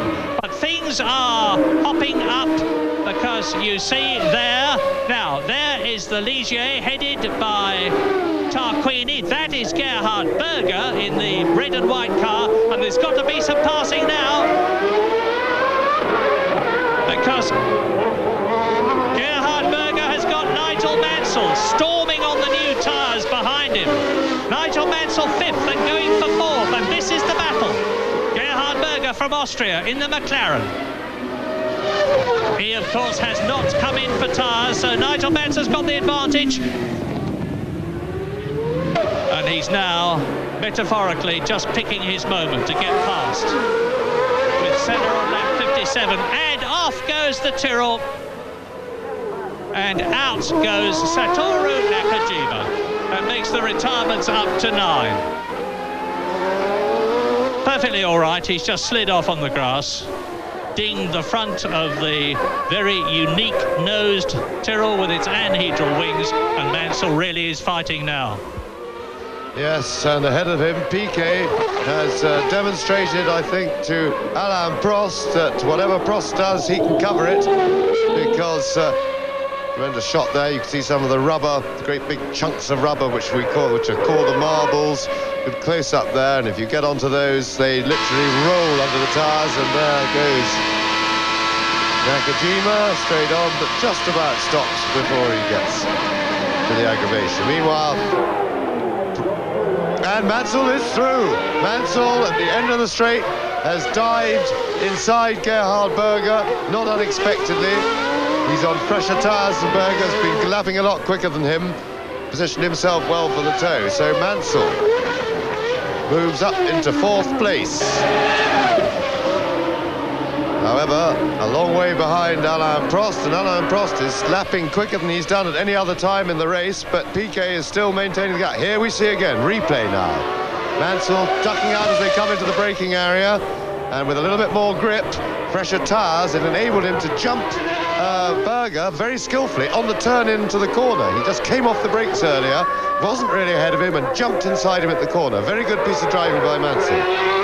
Il Leone is showing his claws and growling hard, moving up into 4th position.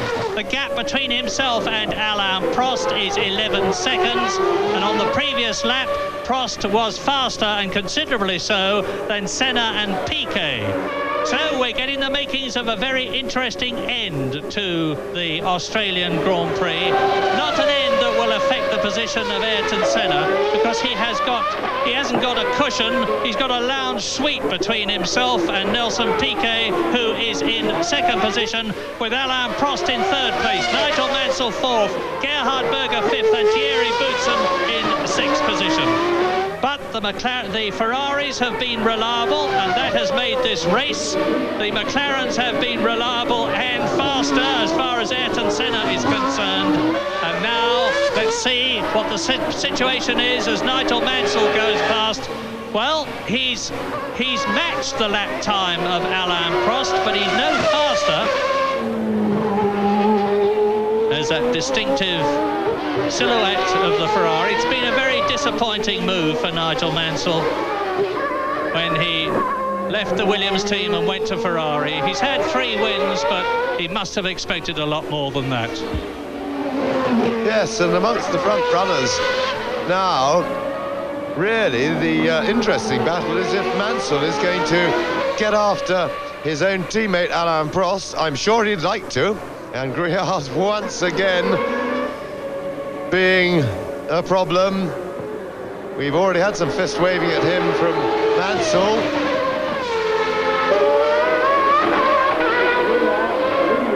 And Mansell is no fan of Olivier Gruillard, and Berger got in front of him and gave him a little bit of a brake test, and quite right too, because Gruillard has no business in Grand Prix racing if he can't look in his mirrors. He's not racing anybody else. He's 5 laps behind the field. He has no reason to go around interfering with the people who have got a serious motor race on their hands. It's absolutely disgraceful, this sort of stuff.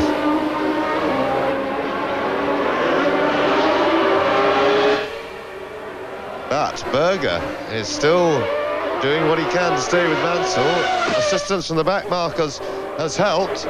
So Mansell isn't yet away from Berger. And he's got Prost down 7 or 8 seconds ahead. And I'm quite sure that he'd like to finish the season, he'd very much like to finish the season in front of teammate Alain Prost. He's frustrated and he's looking for any straws to clutch at, because he's tried hard. He's had a very short straw as far as mechanical reliability is concerned with his Ferrari. And but as he said yesterday, I saw him being interviewed, he said, I'd like to get rid of all my bad luck this year because I need the good luck for next year. And I would agree with that. Yeah, and Senna's coming up to lap Patrese, and here is the replay of Nigel Mansell giving the highway code instructions to Olivier Gruillard as he goes past him for the second time. Now, I'm laughing, but it is actually no laughing matter. Mansell's getting on for 300 Ks when he was doing that, and I'm sure there will be a very brisk interview between the Englishman and the Frenchman when this race is finished, and Nigel will probably be supported by several other drivers as well. Now, Ayrton Senna is the only man who looks like achieving his objective in this race out of the 4 top men. I said at the beginning of the race that Ayrton Senna would be determined to win this race to erase any criticism that there had been of him after the collision at the start of the Japanese Grand Prix. That Alain Prost would be equally determined to win, and that is Senna closing up on Patrese, who is in 7th place. And that was a rare mistake by Senna. He went a little bit wide then and lost rather a lot of ground to the Williams, but he can afford the luxury of a very minor error. It wasn't anything serious. And with reference, of course, to the incident in Japan, strangely enough, there's been a lot of uninformed criticism of Ayrton Senna here by people who really ought to understand motor racing better. People who should know have been saying, well, it was Senna's fault, the accident, and Prost was an innocent victim, and that, of course, is complete rubbish. Prost made the bed on which he ended up lying all his own work. He opened the door there, invited Senna in, did not commit himself to going to the right-hand side of the track as he should have done, and a new lap record for Nigel Mansell. So he's getting the bit back between his teeth on his fresh tyres, but he's actually, with the traffic, he's lost a little bit of ground to Alain Prost. He's now 4 seconds further behind him than he was a few laps ago, so he's not out of sight. He can still catch him, but he's going to have to work very hard. And Berger is still lurking, not so far away. They're well over a second under the old lap record. The fastest lap, actually, is that of Ayrton Senna. It's still the lap 50, 1:19.3. And Senna walking in! What has happened? That is Senna! This is incredible! Ayrton Senna, there's his car! Ayrton Senna is not going to win the Australian Grand Prix. Zap! Straight off the circuit, over the clag and into the tyres. Well, I beg his pardon, that at the previous corner or two, that wasn't a mistake by Senna, that was a problem that he had. And, so Senna out of the race. And of course, Nelson Piquet leading, and there he is. Nelson Piquet, the 3 times world champion from Brazil, who won in Japan, now leads wins the Australian Grand Prix, and out goes Gabriele Tarquini. They're disappearing like ice cubes in the desert now. The mice are getting at the machinery, and the machinery that the mice are most getting at is the brakes, because that may have been Senna's problem. But never mind what the problems were in this sensational development. Ayrton Senna, that everybody, including me, I must admit, confidently expected to win, is not going to do so. Nelson Piquet is on his 63rd lap, leading Alain Prost by 10 seconds, who is 7 seconds ahead of Mansell, who is 5 seconds ahead of fourth place man Gerhard Berger. Thierry Boutsen is fifth, 21 seconds behind Berger, and Patrese is in sixth position. We have got a race on our hands, because Prost and Mansell could either of them win. Well, Piquet's looked in good shape to cover any move made by Prost behind, and I don't think we need feel too sorry for Ayrton Senna, because I think he will, quite clearly there was some sort of problem with the car there. The car just went straight on, it didn't make any attempt to turn the corner, but I don't think he looked as if he was wounded in any way, and I think he'll feel very happy the way he dominated this meeting up to that point. A racing driver can't get disappointed when he's done everything in his power, put not a foot wrong, got the pole, led the race comfortably, controlled it, and then something goes wrong. Well, nothing's going wrong for Nelson Piquet so far. I say so far because I say again, as I've said several times already this afternoon, that this is going to be, and always was going to be, a race of attrition.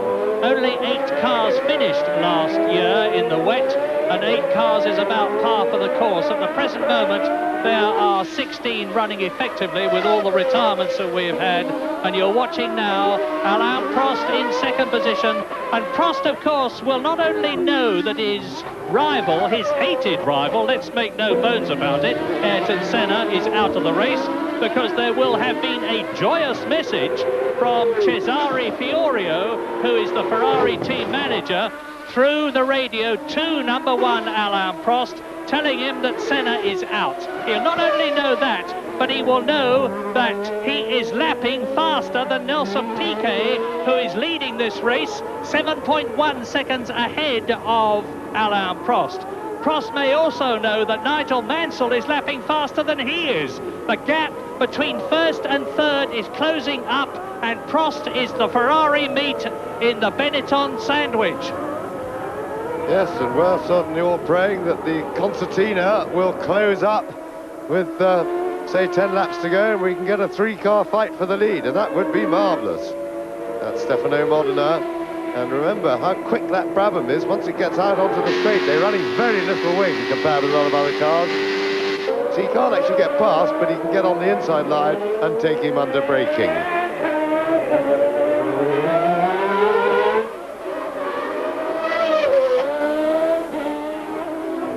Yes, and to be totally objective about Senna's retirement, the retirements that he's had in the Grand Prix this year have been something to do with the car and not with him. In the San Marino Grand Prix, he had a wheel collapse. In Mexico, he had a puncture. In Spain, the radiator was punctured. Now, here's a replay of Senna going off. He approaches the corner, goes left, but then goes straight on over the curb and the gravel into the tyres. And it looked like a steering problem or maybe a suspension collapse, because he was turning the wheels and the car was not responding at all. And maybe he had a hint of that problem at the hairpin, the lap before at the Foster's hairpin, when he appeared to make error behind the Williams that I referred to. And then 3/4 of a lap later, it was clear that that probably wasn't a mistake, and that was very much a mechanical failure somewhere in the systems of the car. But as I say, racing drivers accept that, especially when they've just won the World Championship, particularly when you've done everything right up to that moment, dominated the entire meeting, and Senna will walk away a happy man. Yeah, and there are going to be people, obviously, who disagree with my point about Senna and his retirements when it comes to Japan. But of the 3 of the 4 was certainly car problems, and the 4th and the 5th too, I suspect. So Nelson Piquet leads Alain Prost by 8 seconds and is fighting back. Piquet has got the message. He's got a radio too. And the message, appropriately enough, will have come from Gordon Message, who is the Benetton team manager. And the message will be, put your foot down, Nelson, because the Frenchman was catching. It's 8.5 seconds now. Mansell is only 4.7 seconds behind Prost. Piquet leads, Prost second, Mansell third. Gerhard Berger is in 4th position. 5th is Boutsen, 6th is Patrese, and in 7th place behind Patrese is Roberto Moreno in the 2nd Benetton. We may yet see the 2 Benettons in the top 6 here as they were in Japan. And Piquet want to catch Griard on the straight. I don't think he's going to. He will not want to have to follow Griard through the twisties. Oh, big relief for Nelson Piquet. He's just managed to nip through because, of course, you can't control whereabouts on the lap you're going to catch a back marker. And if you're going to catch Griard, that was the perfect place. He didn't hold him up through the corners, pulled him in on the straight, and just nipped through before the twisties. On lap 67 out of 81. Don't leave the room. There's a lot to come yet. And now, of course, Piquet knows that he may well get a little bit of help from Griard because he got through him without losing anything. And yet Prost and Mansell have still got to fight their way around Griard, and we know what Mansell thinks about that already this afternoon in 2 encounters. Mansell is now under 3 seconds behind Alain Prost, and he's lapping significantly faster than Nelson Piquet. Piquet's just gone round in 1:21.2. Mansell's just gone round in 1:19.0. So he's taken 2 seconds out of Piquet's lead, and of course much the same out of Alain Prost's 2nd position. Mansell is the man to watch at the moment in 3rd place. This is Piquet, the leader. Yes, having just done the new lap record at 19.060, his lap he's just completed was 19.069, just 9 thousandths of a second slower. So Mansell is absolutely fired up, right on the limit, and lapping consistently very fast when he has no traffic. Now, Nelson Piquet, a wealth of experience, he's got lots of motivation, he's in the mood to win, and he is going to make himself, I'm sure, very tough to beat. Prost, I think, is a man of little resolve at the moment, and if anybody's going to give Piquet a real challenge, if Mansell can catch and pass Prost, and Mansell is right in there, and Moreno is amongst the traffic being lapped. Yeah, well, let's watch this, because as you can see, Nigel Mansell is within striking distance, not literally, I trust, of his teammate Alain Prost in 2nd position, who is now dropping back. You see, Mansell is going faster. Prost, it's not that Prost is stationary in terms of his comparative lap speeds. Nigel Mansell is going quicker all the time. And while you watch this, just bear in mind that Nelson Piquet is on $100,000 a point for a win, and that is $900,000 if he wins, as he did in Japan. Nice going. Yes, and Mansell has got a real problem behind the traffic here. Maybe, just maybe, Roberto Moreno knows from the radio exactly what the situation is, in which case he would not have been making it easy for the Ferrari to get past. Mansell has done so. And of course he has lapped Roberto Moreno, who is in 7th position. It's still Piquet leading. He's now on his 70th lap, ahead of Prost, Mansell, Berger, Boutsen, Patrese. Moreno has been lapped in 7th position. And here comes Nigel over the line. He's now 3.9 seconds behind Prost. And a disastrous lap there for Nigel Mansell. He lost 4.5 seconds on the speed that he had previously been doing, and that has really hurt his chase of Nelson Piquet. Prost also lost a bit of time. I can see that Mansell, we see from the helicopter here, the gap between the 2 Ferraris. Mansell will certainly be able to catch Prost quite quickly. He'll then have to fight a way past, And meanwhile, Piquet is maintaining a very healthy cushion. He'll be forever thankful that he got past Griard so cleanly at such a critical time in the race. Yeah, and he's actually lapping fastest of all at the moment. He's the only one who's lapping in under 1:20. But that, of course, was as much as anything else because Nigel Mansell was so badly held up. There is the Englishman. We're on lap 70 in this absolutely riveting Australian Grand Prix. Perfect weather, perfect organisation, perfect administration, a super place, and everybody here in Adelaide is getting their just rewards. And Piquet then on his 71st lap. Here is Alain Prost in second place, and you can see how close Mansell is. And a fine fighting response from Nelson Piquet, because Piquet has just put up his fastest lap of the race. And so he's working hard to maintain this 12-second gap, and a new lap record from Nigel Mansell. So no question of tyre problem this late in the race. The three leaders, Prost has done his fastest lap of the race, so has Mansell, and his, of course, is yet another new lap record.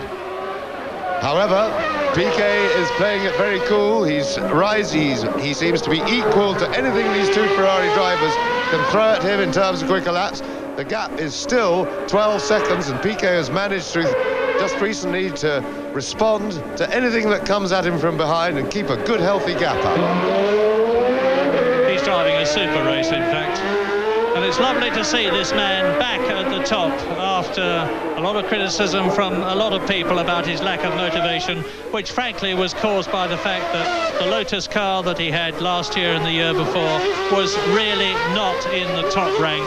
And Nelson Piquet is a driver who needs the motivation of a really good car, which he's got now. And this will be enormous encouragement for John Barnard and his design team in England as Prost goes through to complete his 71st lap, and Mansell now is 2.2 seconds behind him. And Mansell now pulverising the lap record. He's reduced it by another 2 or 3 tenths of a second. He's now, nobody else has got anywhere near to 1:19, about 1:19 and a half, the quickest of anyone else. 1:18.45 to Nigel Mansell, and still he isn't right on Prost's tail. So this leading three, although they're not nose to tail, they are fighting each other very hard, and the battle is all about, they know where each other is, they are responding to each other's thrusts. And there are, of course, no team orders or deference required in the Ferrari team. The World Championship has been lost to Alain Prost. He's on his own now. He's not going to be supported by Nigel Mansell. He's going to be attacked every inch of the way, and you can see that it's happening. Mansell is visibly getting closer. Prost is on worn tyres. Mansell is on considerably less worn tyres because he's come in and changed them with that 7.7 second stop, and the benefit is showing.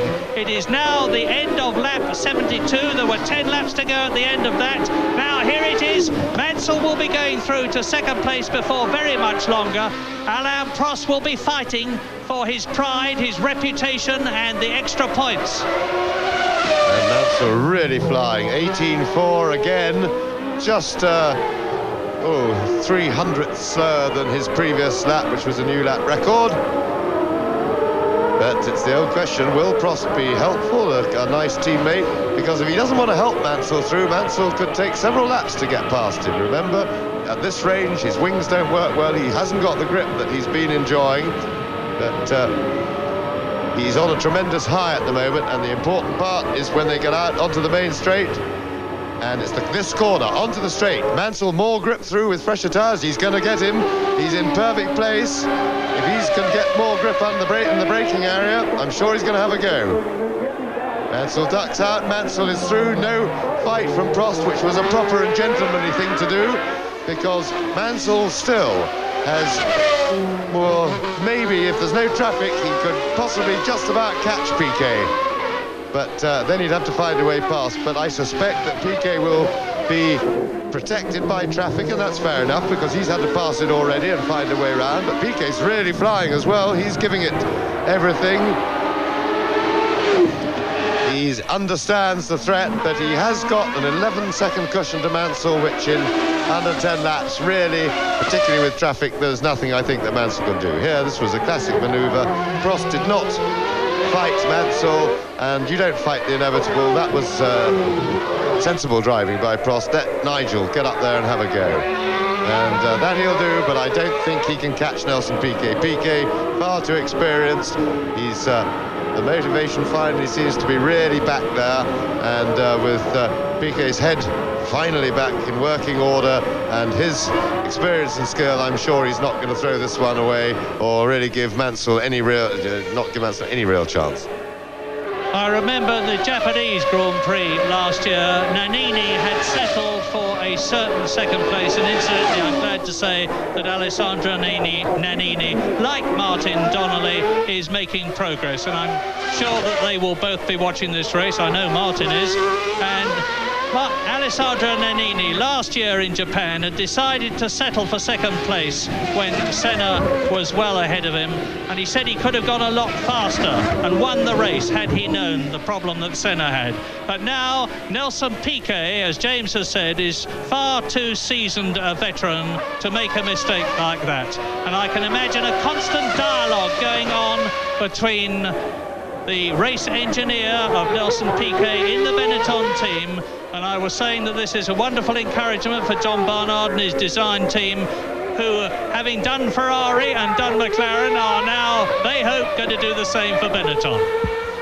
Well, if Mansell can stick in a couple of laps down by his lap record, round about 81, 18 and a half. Piquet's got a back marker. That would have taken a bit of time off him. And that was Pierluigi Martini, but he's safely through.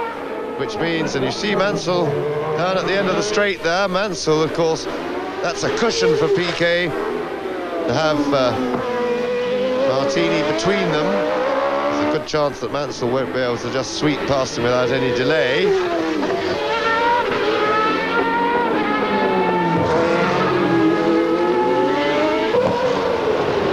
Probably the more likely thing that could change this result amongst the leaders is a late mechanical failure. Remember, this is a hard circuit on cars, and it's very hot, and they can break down late in the race. And yet another new lap record for Nigel Mansell, and he's pulled in nearly 2 seconds on that lap, taken 2 seconds out of Piquet's lead. 8.5 seconds it now is.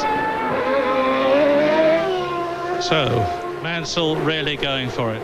Now, I dare say last year, if anybody had said next year Nelson Piquet will win 2 Grand Prix, the reply might have been, and pigs might fly, in which case they would have been very, very wrong indeed. Look at this, Piquet on his way to his 2nd Grand Prix victory in succession, in a fine car, fine driver at the wheel, 3 World Championships behind him, but so is Nigel Mansell, in sight. Watch this. Here's Nigel Mansell. What an absolutely stupefying drive the Englishman has had in this Australian Grand Prix. Now, 8.5 seconds was the gap between race leader Nelson Piquet and the man you're watching, Nigel Mansell, at the end of the 75th lap. This is the end of the 76th lap coming up, and I'm waiting for Nelson Piquet to go through. There is Mansell over the line. Piquet has already gone over, of course, 6.8 seconds. Mansell has taken 1.7 seconds out of Nelson Piquet's lead on that lap. And if he can keep it up, he can catch Piquet, but can he get past him? That's a different story altogether. And this is a fabulous charging drive by Mansell. He's pumped full of adrenaline, there's no doubt. He's throwing the car around the circuit, over the curves. He was riding up the curves. Very well done. He's really on a high, there's no doubt about it. And he's driving quite beyond even himself in the lift that's get. And I saw some dust of somebody disappearing. That was a strange route to take. Yeah, but look at this. Look at Mansell diving out from behind Griard, up behind the Benetton. He's within striking distance now. This is great stuff. Nigel Mansell can win the Australian Grand Prix. And that was Piquet doing what I said he wouldn't. The pressure has got to him. Maybe he's out of practice, because Mansell now has a real chance to win. Now remember, the Benetton was the fastest car on the straights this morning in the warm-up. and that is a problem for Mansell, but Mansell's got a grip advantage. So, well done Nelson, because he's given us an even more exciting finish than we thought we were going to get. 4 laps to go. Nigel Mansell going for it. Piquet knows he's there. Piquet knows he's gone off. Piquet's got a problem. He will be worried, but settled in his cockpit. He's got Riccardo Patrese in front of him in the Williams, who is in 6th position. Now, will Patrese move over? He's in his 208th Grand Prix. Nobody knows more about Grand Prix racing than he does. And he's got Piquet leading, Mansell second. You can see how close they are, bearing down on the Williams Renault. And Piquet needs desperately to get past before the long corner at the racetrack hairpin. Now that helps Mansell. Mansell's getting a toe behind the Williams, but he's not quite close enough. He won't be able to attack Piquet this time, under braking at the end of the straight. But I think he'll be pleased that Piquet has nobody immediately in front of him. He'll want Piquet on his own, I think, to attack for the moment. He can't rely on a back marker to interfere. He'd rather have a clear run with the extra grip he's got. But he is faced with this big problem that the Benetton is quicker on the main straight. Well, now, Piquet, don't forget, on more worn tyres than Nigel Mansell. We're on lap 79. There's this one, and lap 80, and lap 81, and that will be the end of the Australian Grand Prix. But who is going to see that checkered flag first? Well, it's not. And that's Prost. Running very, very wide indeed at Brewery Bend out of Stag Turn on his way down the long straight, approaching it. And Piquet's giving it everything it'll take now. The Benetton with the Ford V8 engine, the Ferrari with the V12 engine. And this is lap 79. Now, down the long straight. This is where the Benetton speed, and they've probably got less downforce on the car than the Ferrari has, with its greater power. This is the long drag down to the second gear racetrack hairpin. Now it's from here onwards that Nigel Mansell starts to close. Round Paddock Turn, down to Foster's hairpin, then the short straight up to the S's. Now watch Piquet. And it looks to me as if the turbulence from Piquet's car and maybe the tremendous high of the charge that Mansell put on may have just taken a little bit of an edge off him. He may now really be feeling exhaustion, and he's into the buffeting area, and just when he needed an even greater surge of energy at the end of this race, unfortunately it looks to me as if he just about used up. He must be really drained from that chase and unable to draw on any further reserves. Piquet's responding well and smoothly. His fastest lap of the race, so Piquet is really fighting back despite the mistake. Piquet is showing real fight, and good for him. 1:18.5 Nelson Piquet, lap 79. We're on lap 80 out of 81. 1:18.89 was Nigel Mansell, so he was 3/10 slower than Piquet. This sensational Australian Grand Prix is going right down to the wire, right down to the checkered flag. Racetrack hairpin. Now this is Mansell's gaining area on his newer tyres. But if Nelson Piquet can get through the S's first, and I have little doubt that he will do so, he's then going to have the quick bit at the Jack Brabham straight to consolidate the small lead that he has over Nigel Mansell as they go into the last lap. And this is the last lap.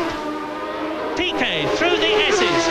Now sweep left up to Wakefield Turn, the right-hander, 145 k's between, up to East Terrace Bend, the left-hander. 1 second separates Nelson Piquet on the last lap of the Australian Grand Prix and Nigel Mansell. Yes, and two drivers really flying around right on the limit. A marvellous finish to what's been a very exciting race. Big, and a back marker in front. Now, can this help? And it's Modena, who we know is quick on the straight, but Mansell is not really close enough. But he's going to get a double toe, because those cars side by side give him an even bigger hole in the air, but I don't think he'll do it. And oh, he's having a go. Oh, well, it's no problem, but it means, and he was right. He had to have a go there. He was, Piquet will be glad he didn't take him off, because they weren't far from contact, and Mansell was highly committed, but easy second place for Mansell, no problem at all. But here we see it again. Now Mansell takes the opportunity and only just stopped enough to avoid Nelson. So Nelson Piquet wins. Yes, Nelson Piquet wins his 22nd Grand Prix as Glenn Dix waves the checkered flag. And look at the overjoyed Benetton mechanics. Well, Nigel Mansell did his duty for England, Ferrari and himself. He really tried in the last place where he could have got by, but Nelson Piquet, with his experience, managed to hold him off, helped by Stefano Modena, unwittingly of course. And so the Australian Grand Prix of 1990, the last race of the championship year, with Alain Prost coming home, has been won brilliantly by Nelson Piquet in the Benetton Ford from Nigel Mansell in the Ferrari. Alain Prost in third position, and there are the victors, Piquet and Mansell. They can both be very, very proud of themselves and their driving here in Australia. And once again, the flags of Brazil are flying, but this time not for Ayrton Senna, but for Nelson Piquet. Gerhard Berger finishes in fourth place, the only McLaren to finish, let alone in the top six. And we wait now for the fifth and sixth men to come home. Thierry Boutsen and Riccardo Patrese in their Williams Renaults, which have proved again to be reliable, but again, sadly, not to be fast enough when it comes to it. But a magnificent win, not just for Piquet, but for Benetton as well, because Roberto Moreno finishes in seventh place in his second Grand Prix in a real Grand Prix car, having finished second in Japan. Here's the victor. Wow, the oldest man in the race, the second highest point scorer of all time. It's all joy. Now here's the no, it wasn't. They're just coming in. An enormous applause. It must be a record crowd here today for the Australian Grand Prix. It's been a record crowd every other day of the meeting, and my goodness, have they had their money's worth. Victory in Australia for Nelson Piquet. Second, Nigel Mansell, 3 seconds behind the Benetton. Third, Alain Prost, 2 Ferraris in the top 3. Gerhard Berger fourth, Thierry Boutsen in fifth place, and Riccardo Patrese 6th. Well, of course, Ayrton Senna has won the 1990 World Championship. Nothing was going to affect that, whatever happened in Australia. But an unhappy finish for the Brazilian to his Grand Prix year. Enormous contention and controversy in Japan, and a very dramatic and violent retirement here in Australia. Rod Sloan, I should say, and the people from FOCA TV, and particularly Chris Davis, for all their hard work over the season. Hope to be with you again next year, bringing you the live action as everyone runs onto the track. There's the final positions in the World Championship. Prost finally finishing 7 points behind Senna. Senna wins the title with 78. We knew that before this weekend. Prost 71. Piquet third place, ahead of Berger 43 each. Well, there's the activity down below as the air bottles get turned off and the fans crowd onto the race circuit, some through that gap, some over the top. Oh, what scenes, John. These Australians certainly have enjoyed their Grand Prix, their 5th Grand Prix. Confirmation of the constructors' final points. McLaren Honda 121, Ferrari 110, Benetton Ford 71, Williams Renault 57, Tyrrell Ford 16, Larousse 11, Leighton House Judd 7, and Lotus Lamborghini with their 3 points. Very disappointing season for them, but McLaren Honda winning a title for the 3rd year running. Well, a huge crowd below us now as everyone waits to get on the podium of the Foster's Australian Grand Prix. They're running down the track. Well, reflections, John. Didn't really expect a Nelson Piquet victory, did you? No, we didn't. In fact, up to 3/4 distance we were watching Yet another perfect Ayrton Senna race. All of a sudden, Ayrton Senna's understeering off the track and into the tower wall, and there was no obvious explanation as to why he went off. I don't believe that it was he was into the corner too wide, but we have to wait and hear from Senna after the race. It just, the car was dragged off into that tower wall. But Nelson Piquet really deserving of the victory. After Senna went out, he drove well, particularly in the race. Competitive, and you know, there's life in old racing drivers yet, and Nelson is one of the elder statesmen, if not the elder statesman. I think outside of Patrese, he's competed in more Grand Prix than anybody else currently racing. Yes, 38 years old. Nigel Mansell, also in his late 30s, and so too Alan Prost. Well, I wonder what Prost will think after all this, all those words earlier in the weekend. Certainly was not a happy boy this weekend. The trophy there being handed to Nelson Piquet for the second time in 2 weeks. Pat on the back from Nigel Mansell. He holds the trophy aloft. Of course, Nigel's effort was absolutely magnificent. That last lap attempt down into the hairpin at the end of the straight, of course, was... Yes, handing over the trophy, John Bannon, the Premier of the South Australian government, put so much into this race, a race which brings so many people to the beautiful city of Adelaide. And now the customary champagne spray. And off it goes. I think John Bannon got a bit of a dousing there. Below them, Ferrari flags, Brazilian flags. It was a very large Italian community down in Australia and in South Australia, so Ferrari and Benetton